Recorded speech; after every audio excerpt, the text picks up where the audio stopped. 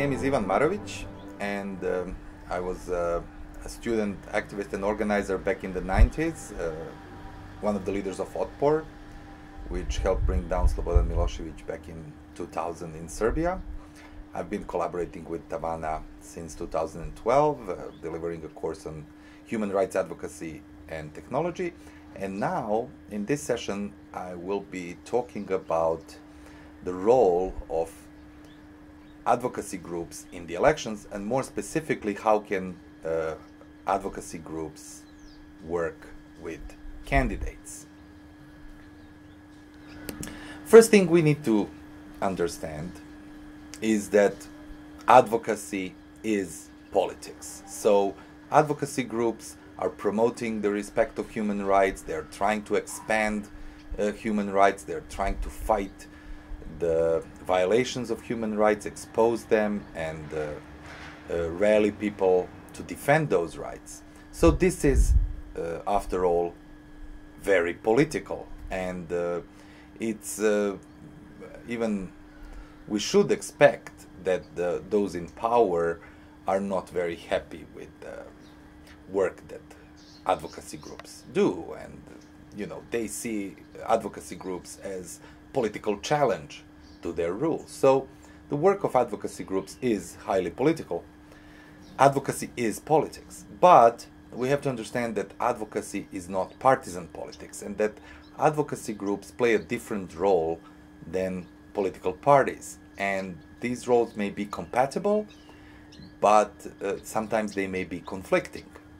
Understanding that, if you are involved in advocacy work, you can be involved in many things such as lobbying, campaigning, building coalitions, pressuring the government, even organizing street protests. But one thing you're not involved as advocacy group is running for office. On the other hand, politicians are in the business of running for office, whether they are in the government or in the opposition. And this makes opposition parties, other political parties, and advocacy groups play different roles in the system. So in this session we're going to look at some of the challenges that advocacy groups have when dealing with political parties and candidates in the elections, and we're going to look at some of the options for advocacy groups when faced with these challenges. So certain challenges that we are not going to cover are, for instance, negative portrayal in state-run media, propaganda against advocacy groups by the regime. We are not going to cover intimidation, repression, and crackdown on advocacy groups. These are all important things to cover, but maybe in some other session or some other course. Here, what we are going to cover are challenges that advocacy groups have when dealing with opposition parties. The main challenges are cooptation by political parties, either of individuals who are members of advocacy groups, like leaders, or conflict with these opposition parties. This has been plaguing different groups around the world throughout modern history, and we have plenty of examples, both successful and unsuccessful, dealing with these challenges. So we're going to look at some of these. But before we do that, we have to stress once again the difference between advocacy groups and political parties, because they have different aims, different missions, and they have different methods of political organizing. First, political parties run for office. This is their mission. They are in the business of getting elected and getting into power. Even in countries where the freedoms and political space is limited, opposition parties still would like, and they're aiming to come to power. Maybe they're not so successful, and because the system is rigged against them, but this is still their mission, and this is still what they want to achieve. On the other hand, advocacy groups are credible if they remain committed to the issues that they're fighting for, no matter who is in power. So the regime which is now in power may go away, but the advocacy group should be committed to the issue that they're fighting for, whether it is minority rights or women's rights or any other issue that they're focused on. Doesn't go away when the regime goes away. So these two different aims and different methods of fighting for advocacy groups and political parties are important, because that means that we can find a common ground between advocacy groups and opposition parties. So first thing to understand, that both sides need to understand, is that they are not competing with each other. Political parties are running for office, advocacy groups are fighting for issues, so they are not in competition. Advocacy groups are not going to be taking away votes from these candidates, but they will challenge them on issues that they care about. That also means that that political parties and advocacy groups can run compatible campaigns that enforce each other, and they can even coordinate their activities. They don't need to openly support each other, but they can still create some common ground and run compatible campaigns. So how was this done in recent history? We're going to look at several examples and just give you like an overview of what were the relations between different advocacy groups and political parties in particular settings. And so this is going to range from a very antagonistic to a very collaborative relationship between advocacy groups and political parties. The first example we're going to look at is a very confrontational one. So the example is South Korea in year 2000. Elections in 2000 were important because an advocacy group called CAGE, Citizens Alliance for General Election, raised the issue of corruption as the main issue in the campaign, and they managed to put it at the forefront and actually make it a major issue in that election campaign. The method that they used was to blacklist corrupt candidates. So they openly publicized the lists of those candidates that were engaged in corruption. This was highly confrontational with many political parties, both those who were in power and those who were in the opposition. But it worked because, as a result, 52% of those who were blacklisted didn't make it on the ballot. So they were not running in the election. They withdrew from the race, or they were forced to withdraw by their political parties who were fearing that voters will vote against them. At the same time, those who did make it, 2/3 of those who made it on the ballot and who were blacklisted were defeated in the election. So we can say that this was a very successful campaign, which was highly confrontational. Another example is the one that I was involved in, Serbia, same year, 2000. The issue was democracy, and because we were fighting against an authoritarian regime of Slobodan Milosevic, and we understood that, you know, the only way we could defeat him if we have a unification of the opposition behind one candidate. So the method that we used was to pressure the opposition to unite behind one candidate. And you can see in this picture, this was a moment at the rally where we actually demanded the unification of the opposition, and we got it soon afterwards. This invigorated the opposition campaign.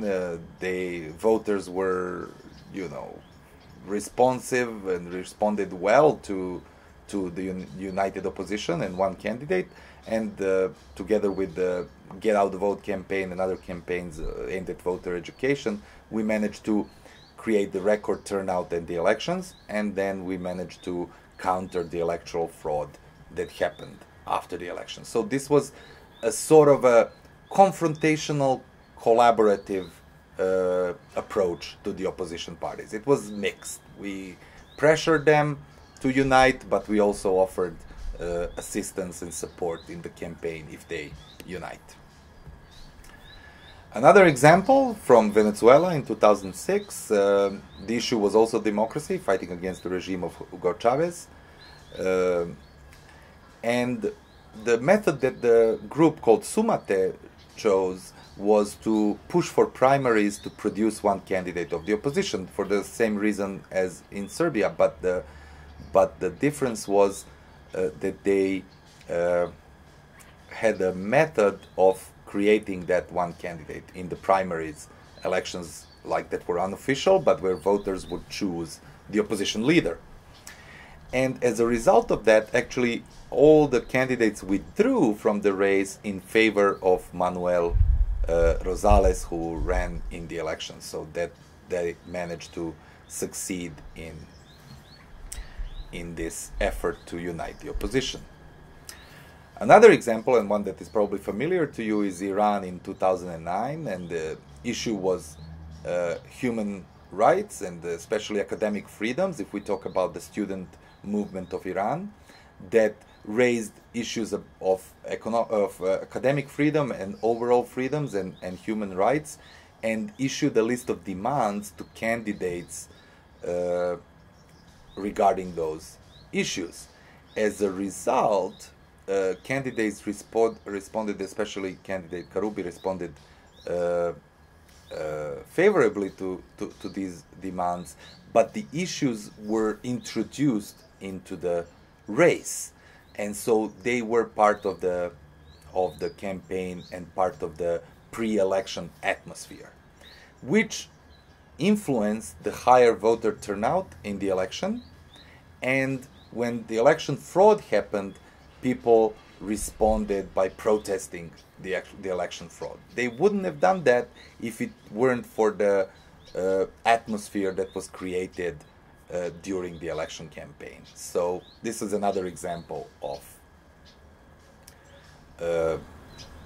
advocacy groups collaborating or working with candidates.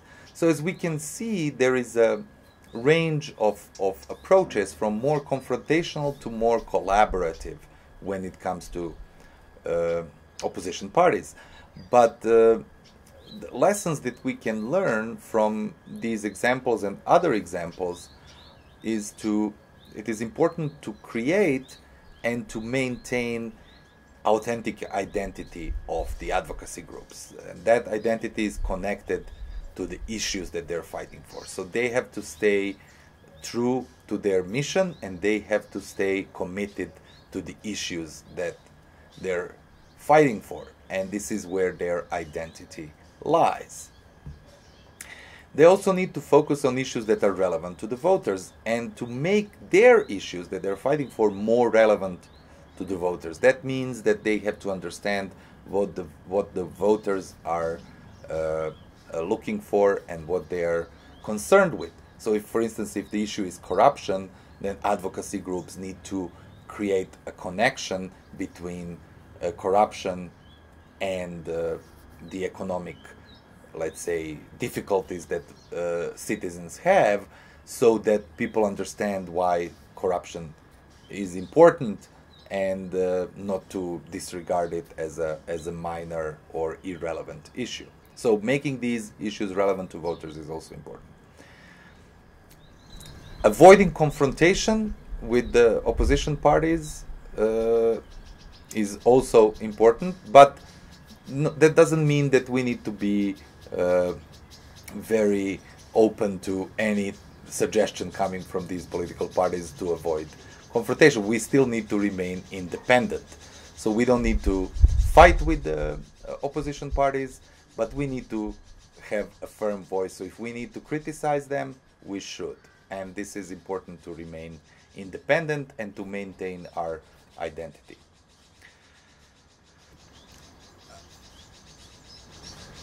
Building capacity, which is something that we see from all these examples, is also an important lesson.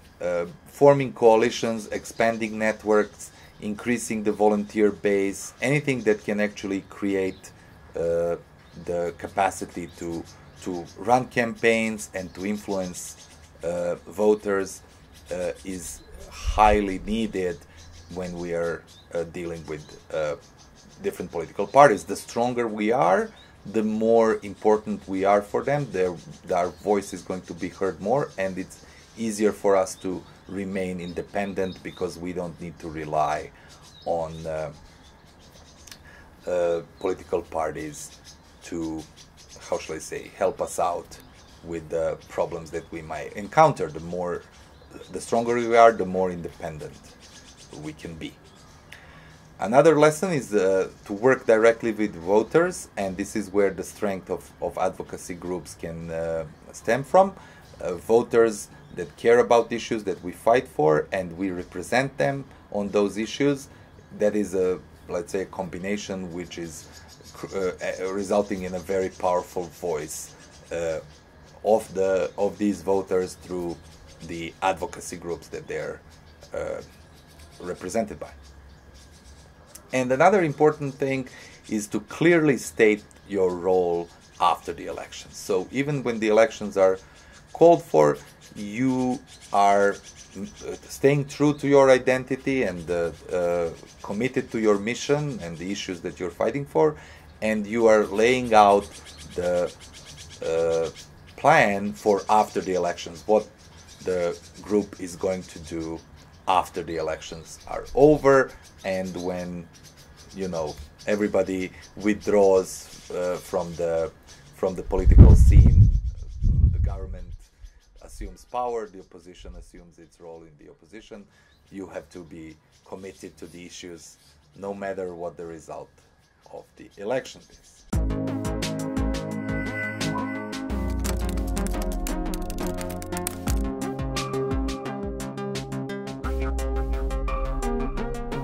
So, when we look at these different options, more confrontational and more cooperative approaches to the opposition parties, we can divide different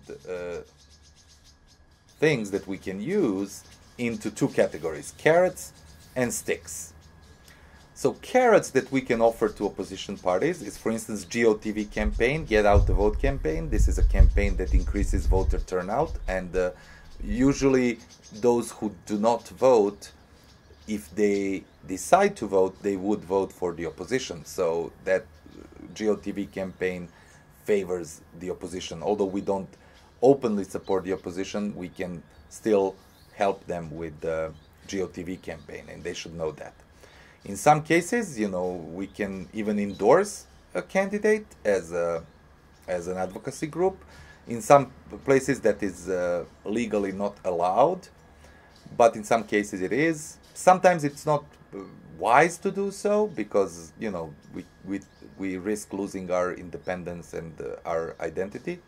But there are cases when people do endorse a candidate because that candidate responded favorably to the issues that the advocacy group is fighting for. In certain cases, another carrot that we can use is to provide resources for that candidate, which means mostly volunteers, but also some other resources. Or again, there are legal restrictions in certain countries and we cannot do that, but in certain countries we can do that.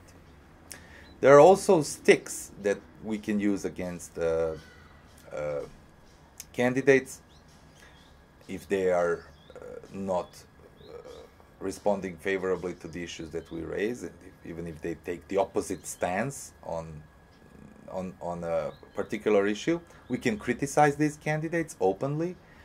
We can even denounce them, maybe even withdraw support, call people not to vote for them. in certain cases, advocacy groups also call for boycott of the whole election. So they ask people either to stay at home and don't vote, or to fill in the blank ballot. This is very risky, and boycotts tend to fail if they are not supported by those who run in the election. And if the advocacy groups are the only ones calling for boycott, that is more likely to fail if, like, all the opposition parties are actually participating in the elections. And in general, these sticks, we have to be very careful with them, because carrots don't backfire, but sticks do backfire. So once we enter the confrontation with the opposition parties, the problem is that creates a dynamic of its own, and the confrontation can actually escalate and only benefit the regime. So carrots are usually more preferable than sticks. And probably the most convenient of all the carrots is the get out to vote campaign, because that by organizing that sort of campaign, we can at the same time remain independent, because we are not endorsing a candidate, we are not providing resources for their campaign, but we at the same time organize a campaign that is compatible and that can actually benefit those candidates in the end. So the idea behind this can be summed up in a short sentence: pull, don't push. And that means that we should demand that candidates deal with issues. So we don't get involved in personal accusations or any of that sort, but we actually are trying to bring them to say openly what their position is on the issue that we are fighting for, and bring them back to the issue and try to get their take on that issue, to promise something, to do something about it, and to kind of declare themselves on that issue. So being connected to the issue and bringing back the issue is probably most important for us to remain authentic. At the same time, we need to remain in close contact with voters, because if we are in close contact with voters, we are going to create that power that will give us voice as the voice of the people, and especially on the issues that are relevant to those voters. And the third probably implication is that we should avoid unnecessary confrontation. As I said before, it can spiral out, it can escalate, and we can have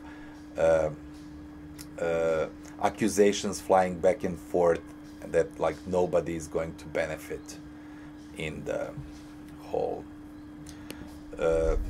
neither us nor the opposition parties. So for that, we as advocacy groups have to have certain capabilities. And first, within our advocacy groups, we have to have a clear mandate to negotiate and bargain with different candidates and leaders of political parties, that we can actually offer them certain things and demand certain things in return. And this clear mandate needs to be set up before the election starts. We don't want individuals from our groups doing things that are not sanctioned by the group as a whole. We have to have the ability to formulate grievances, and this ability also needs to be set up before the elections. That means that we have to have a close connection with the voters, and to give these voters the ability to use our advocacy group as their mouthpiece, as a vehicle through which they can formulate their grievances. And this is going to put us in the spotlight as somebody who is actually able to articulate the grievances of the people, and that is actually important in the election. Another ability that is important is ability to run a GOTV campaign, a Get Out the Vote campaign. That ability is probably the most difficult one, but it pays off certainly, because that is something that will change the dynamic of the election. And finally, we need to have internal cohesion and commitment, both to our issue and to our mission, and also to our role as an advocacy group in the election, knowing what we are going to do once the elections are over, and that we are going to stay true and committed to the issues that we are fighting for. So these are some of the capacities that are needed, so that all the things that we talked about in relation to political parties are more efficiently done. And with that, I thank you for your attention. Wish you a very good day, and looking forward to further discussion on the topic of working with candidates in the elections. Thank you very much.